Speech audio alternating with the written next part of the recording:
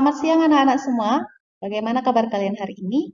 Mudah-mudahan kalian selalu dalam lindungan Tuhan Yang Maha Esa dan dalam keadaan sehat walafiat, serta tetap semangat dalam mengikuti pembelajaran kita. Nah, pada pertemuan kali ini kita akan masuk ke materi kita yang baru, yaitu tentang tanah dan keberlangsungan kehidupan. Nah, dari judul ini kita bisa mengetahui bahwasanya keberlangsungan kehidupan di permukaan bumi salah satunya dipengaruhi oleh tanah.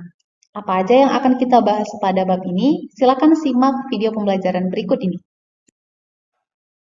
Bagian A, peranan tanah dan organisme tanah bagi keberlangsungan kehidupan. Jadi, dalam keberlangsungan kehidupan di permukaan bumi, di situ ada peranan tanah dan ada peranan organisme tanah. Nah, kita lihat yang pertama yaitu peranan tanah. Tanah merupakan komponen penting bagi keberlangsungan kehidupan di bumi. Tumbuhan memperoleh air dan nutrisi dari tanah, kemudian mengolahnya melalui proses fotosintesis, sehingga tumbuhan tersebut dapat dimanfaatkan oleh organisme lainnya, baik manusia maupun hewan. Seperti kalian ketahui, tumbuhan berperan di dalam kehidupan sebagai produsen. Kenapa dikatakan produsen? Karena tumbuhan adalah makhluk hidup yang dapat menghasilkan makanan sendiri melalui proses fotosintesis. Karena di dalam tubuhnya terkandung klorofil. Nah, jadi jika tidak ada tumbuhan, maka hewan dan manusia juga pastinya akan terpengaruhi, tidak dapat bertahan hidup. Sehingga awal dari seluruhnya itu adalah tumbuhan yang berperan sebagai produsen. Nah, tumbuhan ini sangat dipengaruhi hidupnya oleh tanah karena tumbuhan tadi memperoleh unsur hara dan air dari dalam tanah. Nah, jadi sangat bergantung ke dalam rantai makanan. Nah, itulah peranan tanah untuk keberlangsungan kehidupan. Selain itu, tanah juga memiliki beberapa manfaat. Yang pertama yaitu sebagai tempat tumbuh dan berkembangnya perakaran. Jadi akar tanam-tanaman itu tumbuhnya di tanah dan berkembang juga di dalam tanah. Kemudian yang kedua, sebagai penyedia kebutuhan primer tanah, itu menyediakan air, udara, dan unsur-unsur hara. Jadi di dalam tanah itu nak juga terdapat udara. Selain terdapat air dan unsur hara, juga terdapat udara di dalam tanah ya, di celah-celah tanah tersebut. Nah, kemudian yang ketiga, manfaat tanah yaitu sebagai penyedia kebutuhan sekunder tanaman. Seperti zat-zat pemacu tumbuh, misalnya hormon, vitamin, asam-asam organik, kemudian antibiotik dan toksin anti hama, kemudian enzim yang meningkatkan kesediaan hara. Itu juga terdapat di dalam tanah. Itu sebagai kebutuhan sekunder tanaman. Kalau air, udara, dan unsur hara tadi adalah kebutuhan primernya. Nah, sedangkan yang ini semua termasuk kebutuhan sekunder bagi tanaman. Yang keempat yaitu sebagai habitat biota tanah. Biota tanah artinya makhluk hidup yang hidup di dalam tanah. Nah, baik yang berdampak positif karena terlibat langsung atau tak langsung dalam penyediaan kebutuhan primer dan sekunder tanaman, maupun yang berdampak negatif karena merupakan hama dan penyakit tanaman. Jadi biota tanah ini tadi hidup di dalam tanah ya sebagai habitatnya. Habitat itu adalah tempat hidup baik dia berdampak positif maupun berdampak negatif. Yang jelas, biota tanah itu menggunakan tanah sebagai habitatnya. Contoh biota tanah misalnya seperti bakteri yang hidup di dalam tanah, kemudian cacing tanah, kemudian protozoa, jamur yang hidup dalam tanah, itulah yang dimaksud dengan biota tanah, makhluk hidup yang hidup di dalam tanah. Nah, selain mengandung nutrisi yang penting bagi tumbuhan, tanah juga menyimpan berbagai macam logam, batu bara, dan minyak bumi yang dibutuhkan oleh manusia untuk menunjang kehidupan sehari-hari. Misalnya seperti emas, perak, timah, dan benda logam lain yang tersebar luas di dalam tanah. Tetapi hanya pada beberapa wilayah saja, termasuk di Indonesia ya, hanya beberapa wilayah di Indonesia yang tanahnya mengandung logam-logam ini tadi. Nah, batu bara dan minyak bumi juga tersimpan di dalam tanah. Selain logam tadi juga ada batu bara dan minyak bumi. Sehingga perlu dilakukan penambangan dan pengeboran untuk mendapatkannya. Jadi berbeda halnya dengan unsur-unsur hara, air, dan udara yang terdapat di dalam tanah tadi diserap oleh tumbuhan untuk proses fotosintesis. Nah, kalau dia logam, batu bara, dan minyak bumi ini tadi biasanya dilakukan proses penambangan untuk mendapatkannya demi kebutuhan manusia. Yang kedua yaitu peran organisme tanah. Organisme tanah pada umumnya berada pada lapisan tanah bagian atas, kurang lebih 10 cm di bawah permukaan tanah. Nah, aktivitas biologis yang ada di tanah 80-100% itu dilakukan oleh jamur dan bakteri. Nah, hasil dari aktivitas biologis yang dilakukan oleh hewan, jamur, dan mikroorganisme inilah yang mempengaruhi kesuburan, tekstur tanah, dan kegemburan tanah. Jadi aktivitas biologis, semua yang dilakukan oleh biota tanah tadi, makhluk hidup yang hidup di dalam tanah ini tadi, tentunya akan mempengaruhi kesuburan tanah, tekstur tanah, dan kegemburan tanah. Di sini kita lihat ada berbagai jenis mikroorganisme yang berperan dalam tanah ya nak. Di sini ada 3 jenis bakteri, protozoa, dan jamur atau fungi. Nah, masing-masing memiliki peranannya di dalam tanah. Yang pertama kita lihat bakteri. Bakteri ini sangat berperan dalam tanah. Yang pertama sebagai perubah bahan organik karena dia bersifat melapukkan. Ya, dia melapukkan. Bakteri ini bisa melapukkan, menguraikan sehingga disebut juga sebagai dekomposer.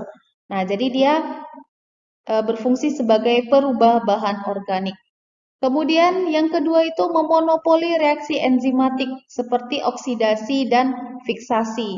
Nah, misalnya proses untuk mengikat oksigen, untuk mengikat nitrogen dari udara bebas agar di dalam tanah tersebut tersedia nitrogen, tersedia juga oksigen. Nah, itulah yang dimaksud dengan memonopoli reaksi enzimatik seperti oksidasi dan fiksasi. Kemudian berperan sebagai senyawa ekstraseluler yang berperan sebagai pengikat atau binding agent partikel-partikel tanah untuk mengikat tanah agar menyatu antara yang satu dengan yang lain. Nah, itulah fungsi bakteri di dalam tanah.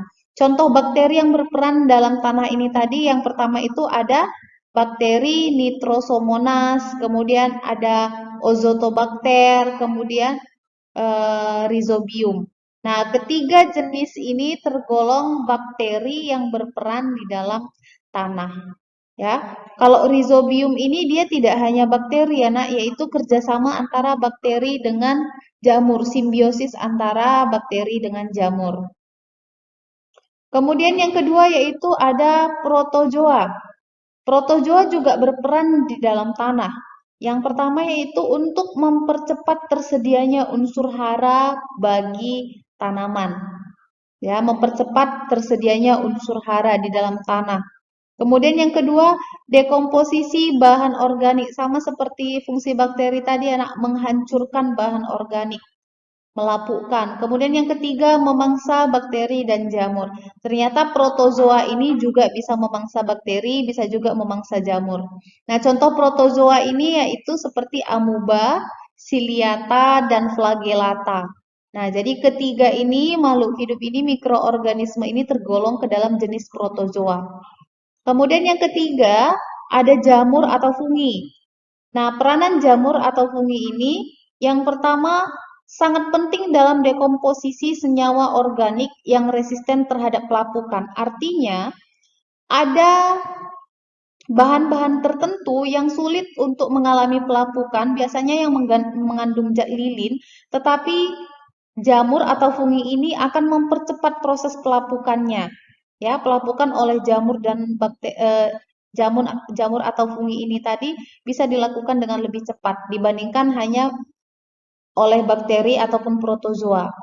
Nah, apa contohnya yang mengandung zat lilin? Biasanya permukaan daun yang licin, kemudian permukaan buah-buahan, misalnya licin seperti buah apel, kulit buah apel itu mengandung zat lilin. Jadi dipercepat proses pelapukannya oleh jamur atau fungi.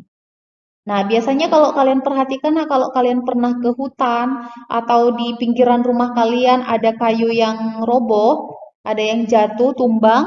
Nah, apabila eh, ditumbuhi oleh jamur, maka pohon kayu tersebut akan menjadi lapuk, menjadi rapuh, ya, karena tadi dia berperan dalam proses dekomposisi senyawa organik. Nah, apalagi yang resisten terhadap pelapukan, yang sulit mengalami pelapukan. Nah, jadi jamur ini bisa membantu proses pelapukannya.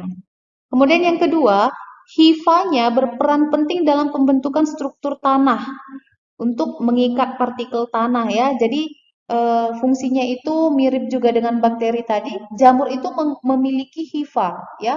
Jamur itu terdiri dari hifa-hifa di mana hifa jamur ini tadi akan mengikat partikel tanah sehingga dia menjadi kokoh tanahnya.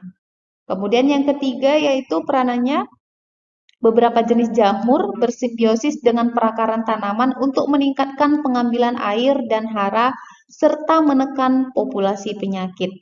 Jadi ada juga jamur tertentu yang dia hidup di dalam akar tumbuhan.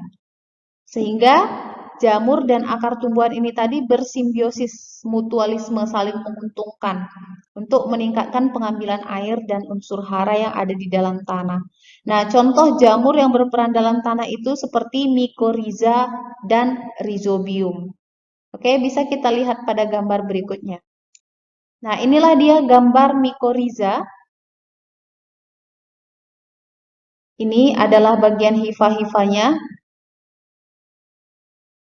Nah, mycorrhiza itu di sini kita lihat dia akan mempererat struktur tanah, memperkuat struktur tanah sehingga menjadi menyatu antara bagian tanah yang satu dengan yang lain. Nah, kemudian gambar yang kedua ini adalah gambar bintil akar. Biasanya bintil akar tanaman kacang-kacangan yang seperti ini ya, Nak. Ya, bintil akar tanaman kacang-kacangan di mana pada bintil akarnya ini terdapat rhizobium. Ya, terdapat rhizobium pada bintil akar seperti kalian lihat ini. Bukan di bagian seluruh akarnya, tapi hanya di bagian bintil akarnya. Nah, biasanya pada bintil akar ini, bakteri ini jenis bakteri rhizobium ini kerjasama dengan jamur, dia akan membantu proses pengikatan nitrogen dari udara bebas, sehingga tanahnya menjadi subur. Nah, makanya kalian mungkin sering melihat ada lahan tertentu, misalkan lahan untuk menanam sawit, di bagian bawahnya itu ditanami tumbuhan tertentu seperti tanaman kacang-kacangan dengan tujuan untuk meningkatkan kesuburan tanah karena pada akar tanaman tersebut ada bintil akar yang di dalamnya terdapat rhizobium yang mampu meningkatkan kesuburan tanah. Nah, itulah peranan tanah dan organisme tanah dalam keberlangsungan kehidupan tadi. Dari penjelasan yang sudah disampaikan, tentunya kalian dapat memahami bahwasanya tanah merupakan bagian yang sangat berperan penting untuk kelangsungan seluruh makhluk hidup di permukaan bumi. Selain itu, mikroorganisme tanah juga sangat berperan penting dalam proses penyuburan tanah, pembentukan tanah, maupun pemeliharaan tanah.